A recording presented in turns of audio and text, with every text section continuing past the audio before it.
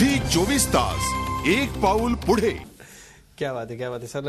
अशा प्रॉफिट झालेल्या सगळ्याच लोकांच्या प्रतिक्रिया आल्या की छान वाटतं. पण दत्तगुरूंची कृपा. क्या बात. सर प्रश्न येतात आपल्याला. पुढचा प्रश्न. हा सर, आपण स्मृतीस्थानात माझे बाबा एवढी एकदम प्युअर मराठी बोलू नका हो, एकदम कळत नाही. मला यांच्याकडनं रूपांतर विचारावं लागतं, ट्रान्सलेशन. सर त्यांना असं म्हणायचं तुम्ही प्रेरणास्थानात आहे. अच्छा सर. आणखीन माझ्याकडे 60,000 रुपये आहेत. हा, पण मला बँकेचे किंवा फार्माचे 2 शेअर्स असे कोणते तरी सुचवा. बँक अजून फार्मा. हा, फार्मा आणि बँक. अच्छा, फार्मा आणि बँक मध्ये जायचंय. हो. बर.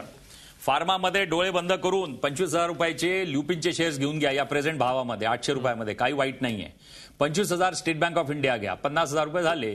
10,000 रुपये आपल्या खिशात ठेवायला पाहिजे. एकदम ते म्हणतात ना, नगूबाई चंगू नको. काहीतरी पैसा खिशामध्ये पाहिजे. या खिशामध्ये 5,000, या खिशामध्ये 5,000.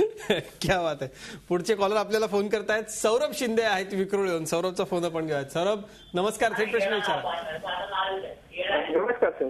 नमस्कार सर, आपण सांगितल्याप्रमाणे घेतलेले पीटीसी, हिंदुस्थान लिव्हर याच्यामध्ये अजून काही शेअर माझ्या व्हॅल्युएशन अट्रॅक्टिव्ह वाटतात. हिंदुस्थान कन्स्ट्रक्शन कंपनी आणि ओबीसी आणि टेकप्रो, त्याबद्दल काय करू? HCC, अजून OBC, oriental bank of commerce, आणि तिसरी कोणची? टेकप्रो. टेकप्रो. हा. तुम्हाला काय किती पैसे इन्व्हेस्ट करायचे? 50,000 करायचे. 50,000 या पीटीसी हिंदुस्थान लिव्हर मध्येच टाका ना. तुम्ही पहिले किती टाकले? पहिले 20 क्वांटिटी टाकली. काय खूप जास्त क्वांटिटी थोडी आहे. मग याच्यामध्ये टाका ना, पीटीसी मध्ये आणि हिंदुस्थान लिव्हर मध्ये. म्हणजे टोटल इन्व्हेस्टमेंट तुमची पहिली 20 आणि आताचे 50 म्हणजे 70 झाले. मग 30,000 रुपये याच्यामध्ये टाकले तर काय कोणची अशी मोठी इन्व्हेस्टमेंट आहे? याच्यामध्येच टाका. ठीक आहे. निश्चित. सर आपल्याला फोन भरपूर येतात, पण मला एक स्वतःचा एक प्रश्न असा विचारायचा आहे. आपली अर्थव्यवस्था सध्या आपण सगळेच काळजीत आहोत. रुपया घसरतोय डॉलरच्या तुलनेमध्ये. काय सांगा? असं काही नाही आहे की हा जो रुपया जो घसरला हा काय एका रात्रीमध्ये घसरला नाही आहे. मागच्या 2 वर्षापासून हे प्रकरण चालू आहे. आणि माझं हे म्हणणं आहे की इन्फ्लोज ऑफ मनी कमी होऊन राहिला, FISचा पैसा कमी होऊन राहिला, FDI कमी होऊन राहिला आहे. भारत से भागे हुए भारतीय भारत से भारतीय भागे हुए भारतीय ज्यांना आपण नॉन रेसिडेंट इंडियन्स म्हणतो, त्यांची पण रेमिटन्स कमी होऊन राहिली आहे. त्याच्याने डॉलरची शॉर्टेज आहे.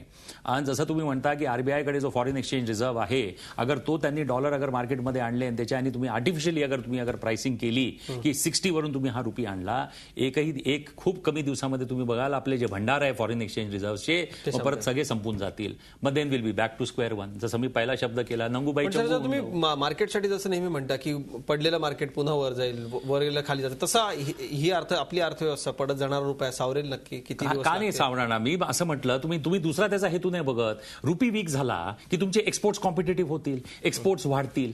जे लोक इम्पोर्ट करतात ते इम्पोर्ट्स एक्सपेन्सिव्ह होऊन जातील, ते इम्पोर्ट्स कमी येतील. इम्पोर्ट जेव्हा खाली जातील, एक्सपोर्ट्स वाढतील, तर तुमचा ट्रेड डेफिसिट कमी होईल.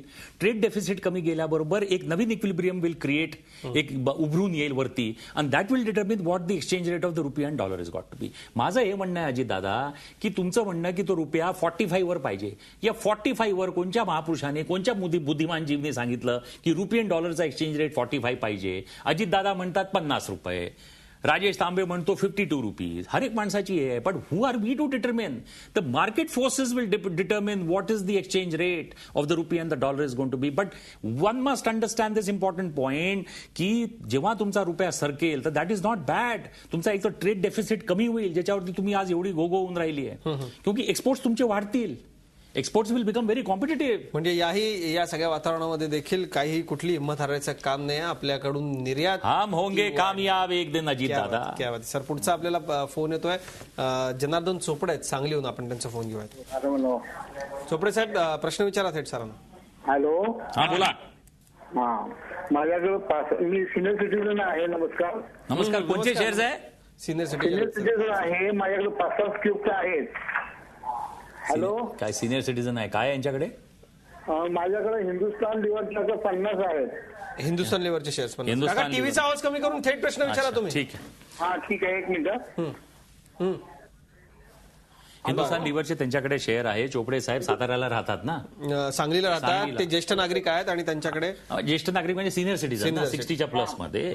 सांगली साताऱ्याला वेदर खूप छान आहे. सकाळ संध्याकाळ फिरायला जायचं. मेडिटेशन करायचं, योगा करायचा. त्याच्यानंतर आता काय पैसा पैसा पैसा. हिंदुस्तान लिव्हरचे शेअर आहे, पास ऑन करायची लिगसी आपल्या नेक्स्ट ऑफ द जनरेशनला.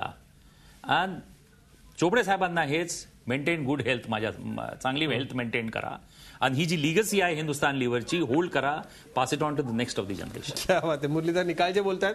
पुढचा फोन आपल्याला येतोय. मुरलीधरजी पुण्याहून बोलतायत. नमस्कार. थेट प्रश्न विचारा. हा, नमस्कार तांबे सर. नमस्कार. हा सर, मी आतापर्यंत कधी गुंतवणूक नाही केली. हा तर मला 50,000 रुपये गुंतवायचे आहे. हा ते कसे आणि कुठे करायचे सर, मला माहिती पाहिजे. अच्छा, तुम्ही काम काय करता? सर मी कंपनीमध्ये आहे सर. कंपनीमध्ये आहे, पण 50,000 रुपये तुमच्याकडे काय आता काही तुम्हाला काही लागत नाही ना? कुठे घरामध्ये काही लग्न कार्य नाही, कोणी आजारी नाही, हेल्थ इन्शुरन्स पॉलिसी आहे? नाही, कंपनीमध्ये करतो मी. नाही, तुमच्याकडे हेल्थ इन्शुरन्स पॉलिसी आहे का असं विचारतायत सर? आहे ना सर. हा बस मग ठीक आहे. 50,000 रुपये डीमॅट अकाउंट उघडा एडीबीआय स्टेट बँक ऑफ इंडियामध्ये. जसं मी तुम्हाला सांगितलं, जसं पहिल्या प्रेक्षकांना सांगितलं, 25,000 रुपये हिंदुस्तान लिव्हरमध्ये टाका आणि 25,000 रुपये तुम्ही दुसऱ्या कंपनीमध्ये टाका. जशी मी पीटीसी सांगितली, गव्हर्नमेंट ऑफ इंडियाची 0 डेट कंपनी आहे. 25,000 रुपये या 2 कंपनीमध्ये टाका आणि निश्चिंत झोपून जा. आणि त्याच्यानंतर आराम करा, आपली नोकरी करा. 1.5 वर्षानंतर 1 वर्षानंतर बघा, त्याला रोज ट्रॅक करत राहा. हर महिन्यानी बघा की किती वाढला. आणि जसं वाढला की मग डार्लिंगला सांगायचं की आज शिरा कर, मग शिरा खायचा मस्त चांगला साजिक तुपाचा. क्या बात आहे. आपण एका ब्रेकसाठी थांबतोय. 1800-22-10-10 आमचा टोल फ्री क्रमांक आहे. थेट फोन उचला आणि शेअर बाजार विषयक तुमचे शंका आणि प्रश्न विचारा. देशातल्या सगळ्यात विश्वसनीय आणि नावाजलेले शेअर बाजार तज्ञ राजेश तांबे. झी 24 तास एक पाऊल पुढे.